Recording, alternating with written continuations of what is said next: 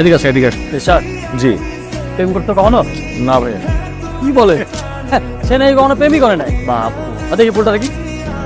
এই ফুলটা দিয়ে তোমাকে নবীন বরণ করবে। থ্যাংক ইউ ভাইয়া। এবার তুমি কি করবা? ঠিক এই রাস্তা দিয়ে প্রথম যে মেয়েটা ঢুকবে ঠিক তাকে তুমি এই ফুলটা বরণ করবে। যাও।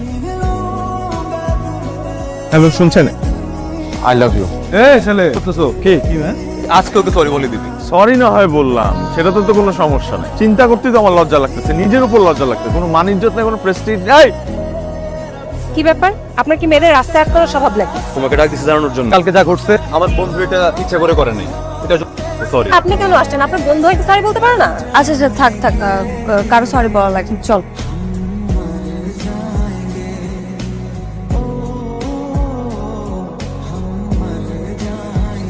এই সমস্যা কি আপনার? হ্যাঁ, সবসময় শুধু মেয়েদেরকে ধাক্কা দেন কেন? ধাক্কা দিলাম কোথায়? আমি চুলটা ধাক্কা খেলাম। উফ,